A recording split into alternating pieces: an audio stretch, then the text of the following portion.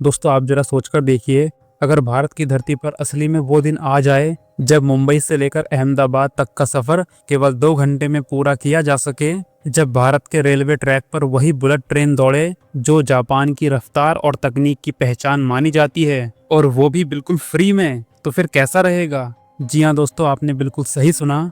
दरअसल अब जापान ने यह फैसला किया है कि अब वह भारत को अपनी 2 आधुनिक शिकानसेन बुलेट ट्रेन बिल्कुल फ्री में देने जा रहा है। तो आखिर इस फैसले के पीछे की असली रणनीति क्या है, भारत को इससे क्या फायदा मिलेगा, और क्या ये आने वाले समय में भारत की ट्रांसपोर्ट हिस्ट्री को बदल देने वाला मोड़ साबित हो सकता है। दोस्तों आज हम इस पूरे मामले को विस्तार से समझने वाले हैं आज की इस वीडियो में। आखिर जापान की तरफ से भारत को फ्री में दी जा रही बुलेट ट्रेन की पूरी सच्चाई क्या है, उसकी तकनीक, उसके फायदे और भारत पर पड़ने वाला असर। तो आइए इस खबर को बिना देरी करे शुरू करते हैं। दोस्तों सबसे पहले आप इस न्यूज आर्टिकल में पढ़ सकते हैं जिसमें यह साफ साफ बताया गया है कि अब जापान भारत को अपनी 2 शिकानसेन बुलेट ट्रेन फ्री में देने जा रहा है, जो कि E5 और E3 सीरीज की होने वाली हैं। लेकिन इसका मकसद यात्रियों को बैठाकर चलाना नहीं, बल्कि भारत में इसकी टेस्टिंग और इंस्पेक्शन करना है। दरअसल आज भारत में जो Mumbai Ahmedabad high speed rail project बनाया जा रहा है, उसे जापानी टेक्नोलॉजी शिकानसेन पर आधारित किया गया है। भारत के वातावरण में जहां धूल, गर्मी, बारिश और तापमान बहुत अधिक रहता है,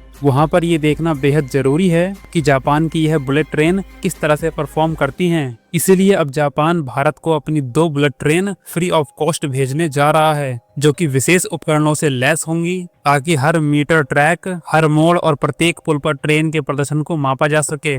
यह दोनों ही ट्रेनें जापान की सबसे भरोसेमंद बुलेट ट्रेन और आधुनिक मॉडल पर आधारित हैं। E5 शिकानसेन वही बुलेट ट्रेन होती है जो टोक्यो से शिन आओमोरी के बीच चलाई जाती है। इसकी टॉप स्पीड 320 किलोमीटर प्रति घंटा है और इस ट्रेन का नोज डिजाइन अल्ट्रा एरोडायनामिक है, ताकि तेज रफ्तार में भी हवा का दबाव कम हो सके। इसमें आधुनिक brake system, AI based vibration control और नॉइस रिडक्शन टेक्नोलॉजी इस्तेमाल की गई है। वहीं E3 शिकानसेन बुलेट ट्रेन हल्की और कॉम्पैक्ट होती है और निरीक्षण के लिए आदर्श मानी जाती है। इसमें ऐसे विशेष उपकरण लगाए जाते हैं जो रेलवे ट्रैक की अलाइनमेंट, वाइब्रेशन, टेम्परेचर और सिग्नल सिस्टम को सटीकता से जांचते हैं। और भारत में ये दोनों ही ट्रेनें 2026 की शुरुआत तक पहुंच जाएंगी और इन्हें महाराष्ट्र के साबरमती से ठाणे के बीच टेस्टिंग जोन में चलाया जाएगा। लेकिन यहाँ पर सवाल ये उठता है कि आखिर जापान ऐसा क्यों कर रहा है। आखिर कोई भी देश लाखों डॉलर की ट्रेनें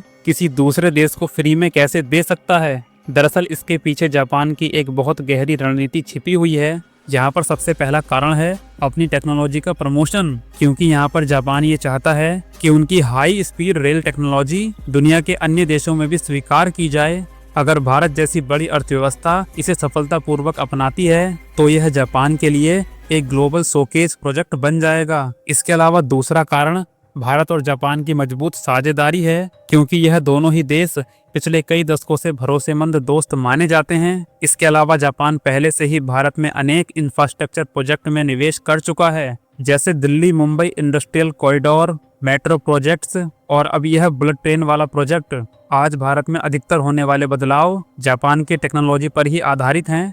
इसके अलावा तीसरा कारण है चीन को मुंहतोड़ जवाब देना। दरअसल एशिया में हाई स्पीड ट्रेन टेक्नोलॉजी को लेकर जापान और चीन के बीच प्रतिस्पर्धा काफी लंबे समय से चल रही है। चीन की CRH ट्रेनें कई देशों में जा चुकी हैं और अब यहाँ पर जापान भी ये चाहता है कि भारत भी उनकी टेक्नोलॉजी को अपना ले, ताकि एशिया में उसकी पकड़ और भी ज्यादा मजबूत हो सके। आइए बात करते हैं भारत को मिलने वाले फायदों की। दोस्तों यह डील भारत के लिए कई मायनों में ऐतिहासिक है। यहाँ पर सबसे बड़ा फायदा है टेक्नोलॉजी का ट्रांसफर होना। दरअसल इन दोनों ही ट्रेनों के भारत में आने के बाद भारत को जापानी इंजीनियरिंग का काफी गहन अनुभव हो जाएगा।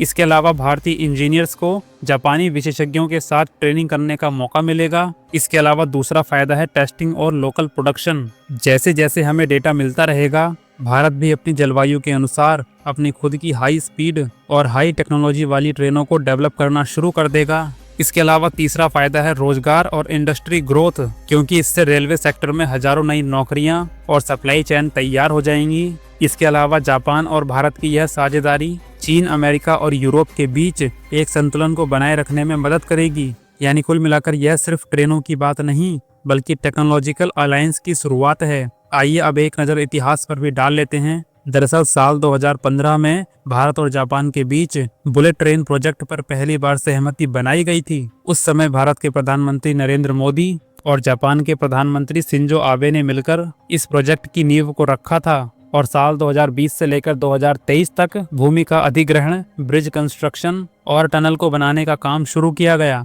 2024 तक रेलवे ट्रैक को टेस्टिंग करने का काम 30% तक पूरा हो गया था और अब साल 2026 में जापान फ्री में 2 बुलेट ट्रेन भारत को भेजेगा जो टेस्टिंग और इंस्पेक्शन के लिए इस्तेमाल की जाएंगी। इसके अलावा साल 2028 में मुंबई अहमदाबाद बुलेट ट्रेन का पहला ट्रायल रन किया जाएगा और 2030 तक भारत की पहली हाई स्पीड ट्रेन जनता की सर्विस के लिए खुलने की उम्मीद लगाई जा रही है। अब कुछ लोग सोच रहे होंगे कि आखिर इससे जापान को क्या फायदा मिलेगा। तो सबसे पहले आपको बता दें, जापानी तकनीक का फील्ड डेटा भारत जैसे बड़े देश में स्थापित हो जाएगा। भारत की जलवायु, मिट्टी और इंफ्रास्ट्रक्चर से मिले आंकड़े जापान की टेक्नोलॉजी को और भी ज़्यादा मजबूत बनाएंगे। भविष्य में अगर भारत अपनी बुलेट ट्रेनों की लाइनें किसी और राज्यों तक भी बढ़ाता है तो वहां पर जापानी टेक्नोलॉजी का सीधा फायदा मिलेगा। इसके जरिए जापान भारतीय बाजार में काफ़ी लंबे समय तक अपने निवेश को बढ़ा पाएगा और आने वाले कई दशकों तक भारत का एक भरोसेमंद साझेदार भी बना रहेगा। दोस्तों, यह केवल एक रेल प्रोजेक्ट ही नहीं बल्कि आने वाले भारत का एक विजन भी है।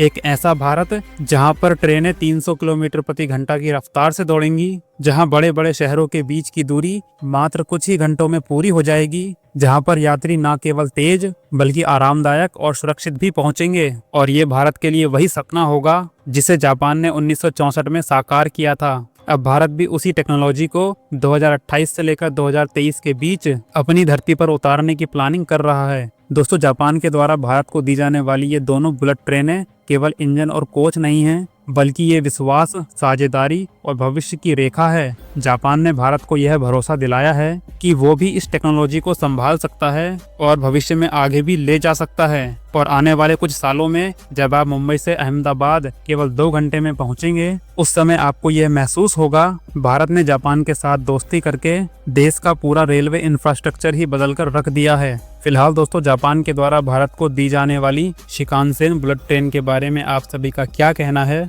अपनी राय कमेंट बॉक्स में जरूर बताइए। मिलेंगे अगली वीडियो में किसी नई जानकारी के साथ। तब तक के लिए जय हिंद, जय भारत।